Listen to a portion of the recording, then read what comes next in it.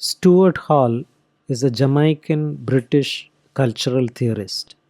In this essay, Cultural Identity and Diaspora, he discusses various aspects of cultural identity. He begins the essay by saying that a new type of cinema is emerging in the Caribbean, joining the ranks of other third cinemas. Third cinema, also called third world cinema, is an aesthetic and political cinematic movement which is meant to be an alternative to the first cinema, that is Hollywood, and second cinema, European cinema. For Stuart Hall, third cinema is related to but different from the lively film and visual representations of Afro Caribbean and Asian diasporas in the Western world, which focus on the experiences of black individuals in post colonial contexts. These cultural practices and forms of representation place the black subject at the center, raising questions about cultural identity. The subject of this third cinema is an emergent and new subject. The emergent subject of this new cinema is someone who speaks from a particular standpoint. The positions from which we speak or write, known as enunciation, play a significant role in representation.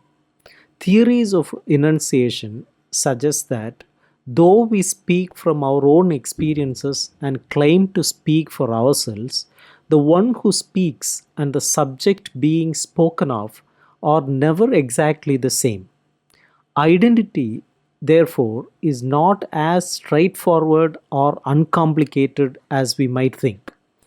Instead of considering identity as something already fixed, represented by new cultural practices, we should view identity as an ongoing process of production. Identity is never complete and is always shaped within the realm of representation rather than existing outside of it. This perspective challenges the authority and authenticity often associated with the concept of cultural identity. For example, it is important to recognize that the person writing this text is also influenced by his or her own specific circumstances. We all communicate from a particular place and time, shaped by our history and culture. What we say is always influenced by the context in which we find ourselves. There are two main ways of understanding cultural identity.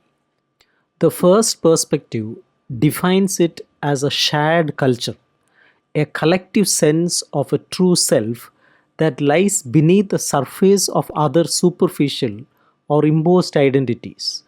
This shared history and ancestry create stable and unchanging reference points and meanings for a group of people, forming the essence of their Caribbeanness or Black experience.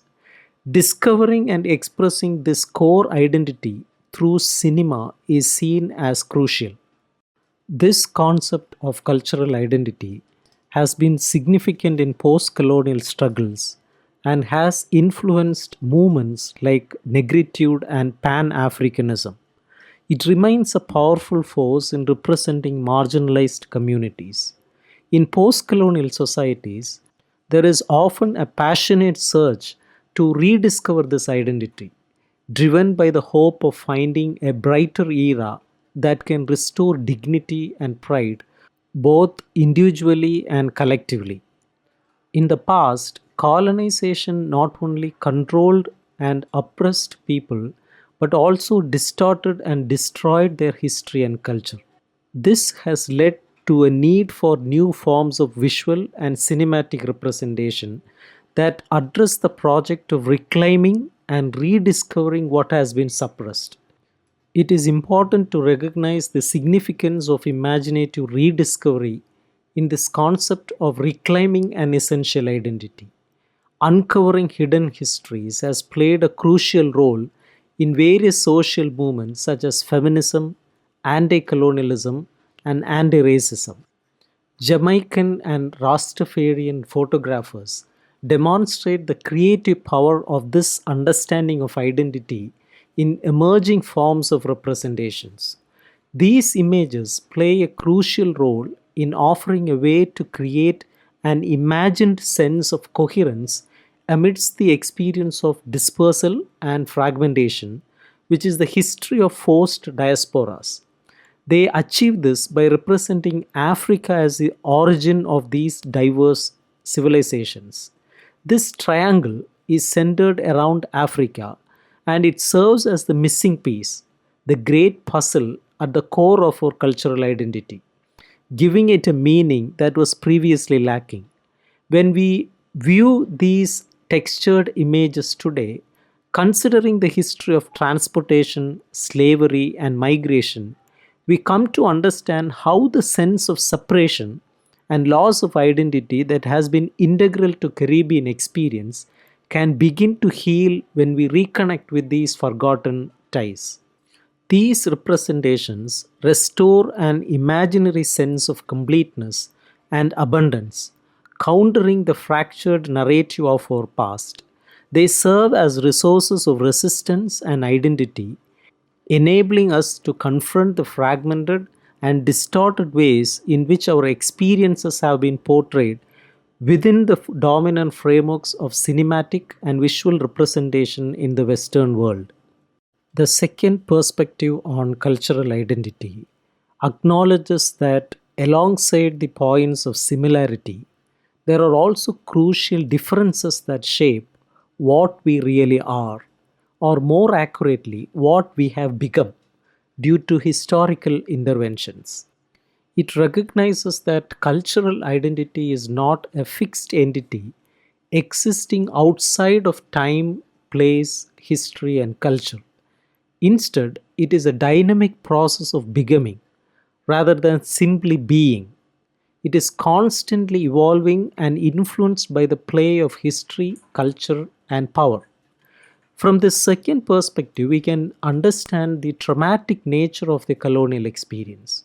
The dominant systems of representation positioned and subjected black people and their experiences to exercise cultural power and normalization.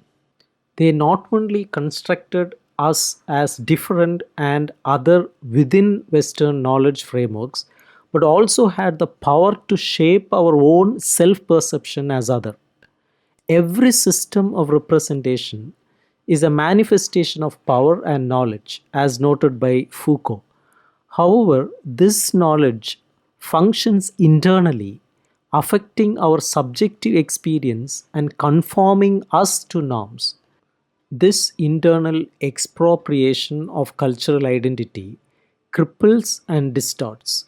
If we don't resist its silences, it leads to a sense of being angerless, colorless, stateless, and rootless. A state Fanon describes as individuals without an anger, without horizon, colorless, stateless, rootless, a race of angels. However, this concept of otherness as an internal compulsion transforms our understanding of cultural identity. It shows that cultural identity is not a fixed essence, separate from history and culture, untouched by their impact. It is not a universal transcendental spirit within us that remains unchanged. It is not a one time return to a fixed origin. It is something real and tangible, shaped by history with material and symbolic effects. The past continues to have an influence on us, but our relationship with it is always already fractured. It is constructed through memory, fantasy, narrative, and myth. Cultural identities are the unstable points of identification or connection that are formed within the discourses of history and culture. They are not essences but positions. As a result, there is always a politics of identity, a politics of position which lacks an absolute guarantee based on an unproblematic and transcendental law of origin. This second view of cultural identity is less familiar and more unsettling. If identity doesn't simply proceed in a straight, unbroken line from a fixed origin, how do we understand its formation? We can think of Black Caribbean identities as being shaped by two interconnected axes or forces, one of similarity and continuity, and the other of difference and rupture. Caribbean identities must be understood in terms of the dialogue between these two axes. The first axis provides a grounding and connection to the past, while the second reminds us that our shared experience is one of profound discontinuity. Describing the interplay of difference within identity is a challenge. The shared history of transportation, slavery, and colonization has had a profound impact unifying Caribbeans across differences. However, it doesn't create a common origin since it was more of translation, both metaphorically and literally. The inscription of difference is specific and significant. Hall uses the term play because its double meaning is important. It suggests both instability and lack of final resolution, as well as the notion that the most powerful expression of this doubleness can be heard in the various forms of Caribbean music. This cultural play cannot be simplistically represented in cinema as a binary opposition like past, present, or them, us. Its complexity surpasses such binary structures. The boundaries of identity shift depending on different factors, questions, and contexts. They become not only mutually exclusive categories at times, but also differential points along a sliding scale.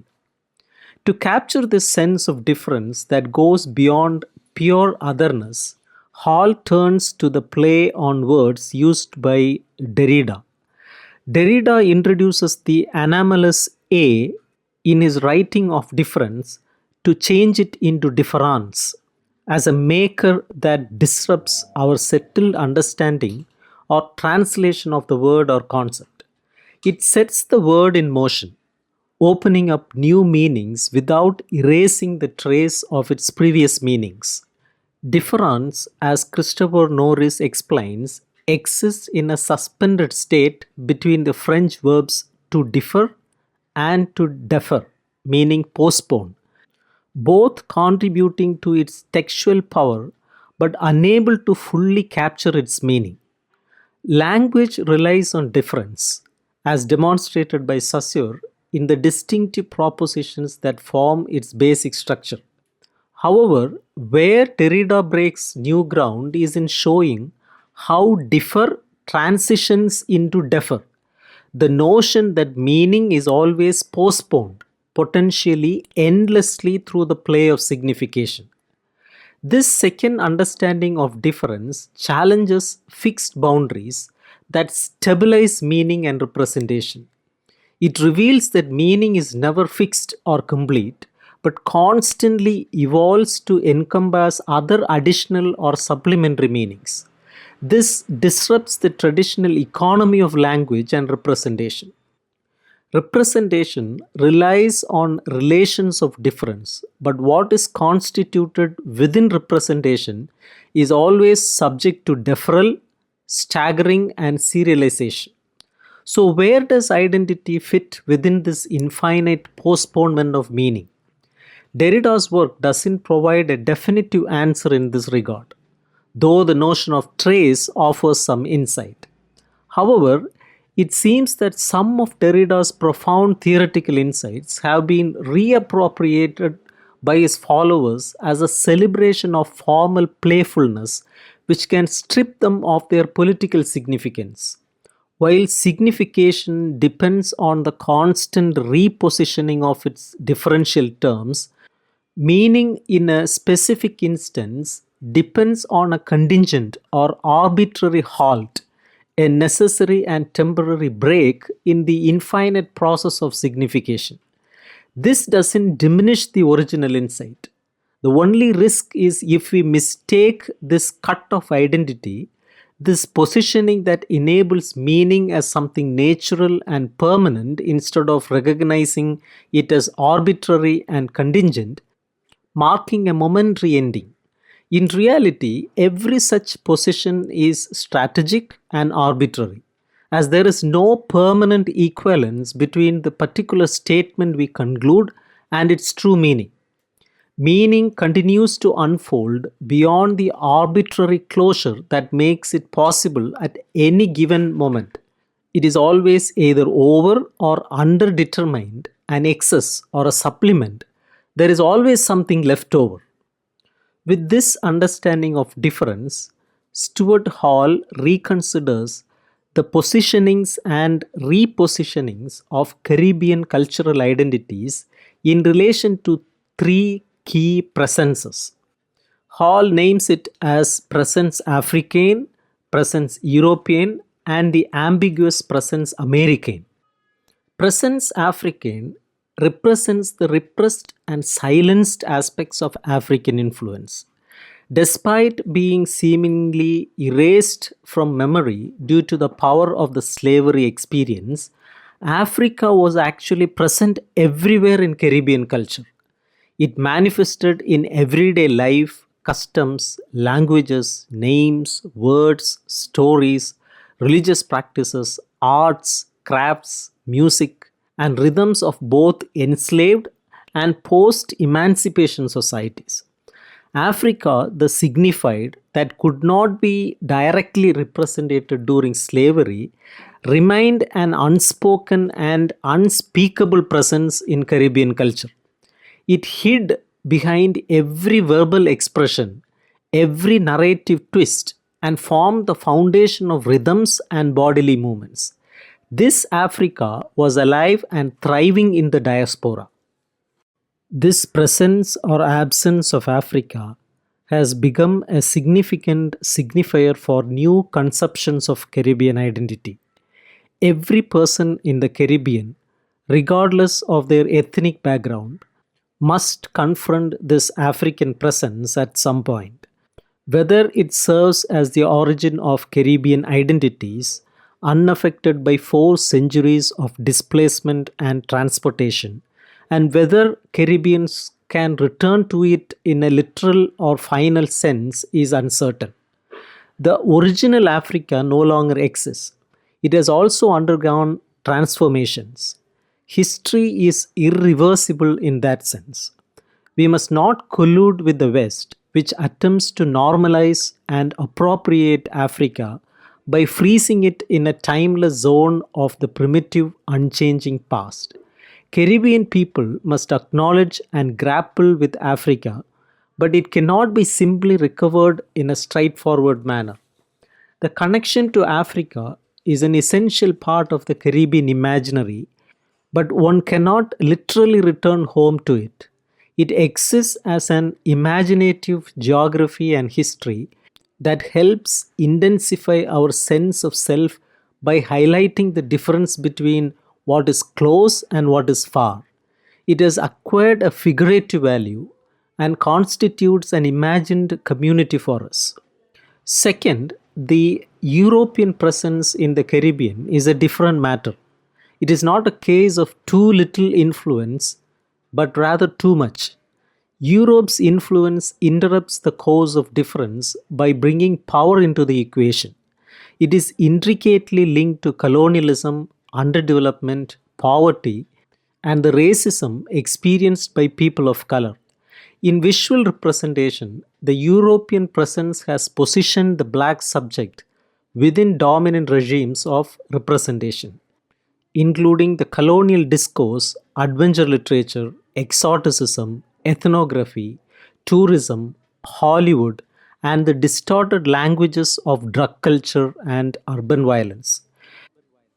We often tend to view the European presence in the Caribbean as an external force of exclusion, imposition, and expropriation. However, Fanon reminds in his book Black Skin, White Mask that this power has become a fundamental part of our own identities. The gaze attitudes, and actions of the European other have fixed us in a certain way, shaping our identity through both violence and desire. This interaction with the dominating European presence is complex, involving power dynamics, resistance, recognition, and refusal. It is intricately woven into our popular culture, always fused and mixed with other cultural elements.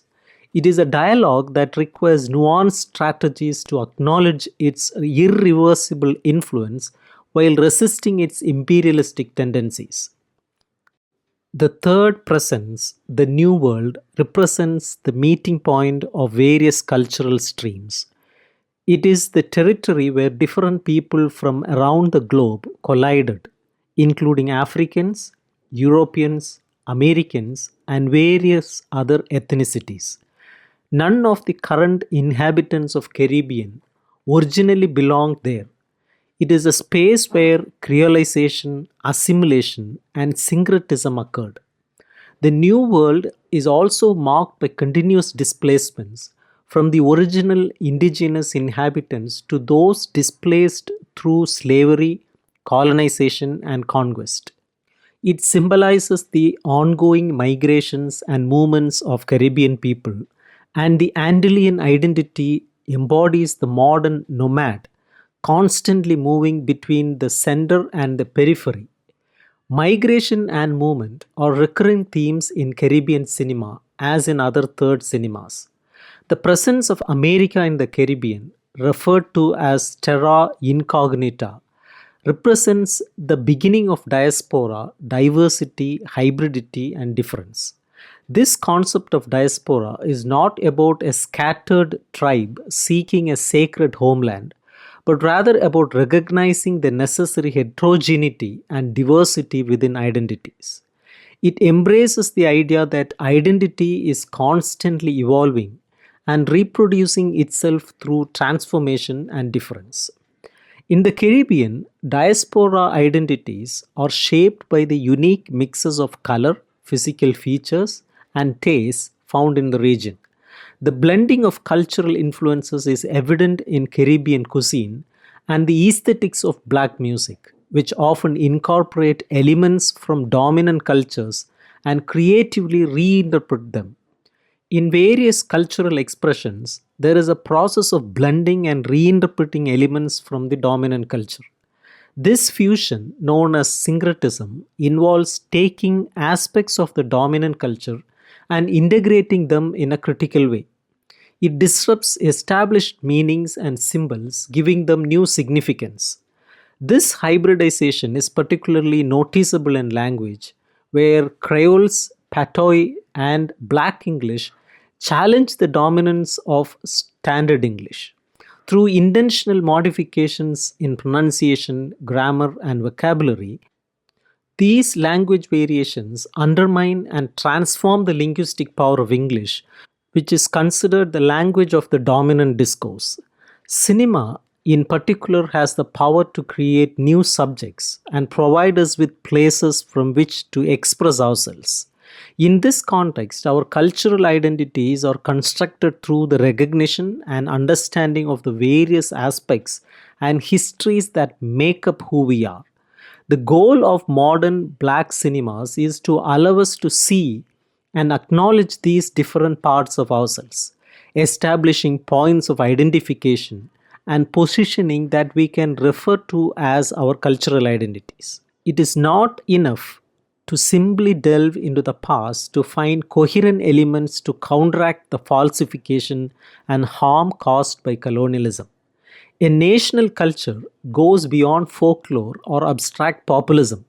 It encompasses the collective intellectual efforts of a people to describe, justify, and celebrate the actions through which they have created and maintained their existence.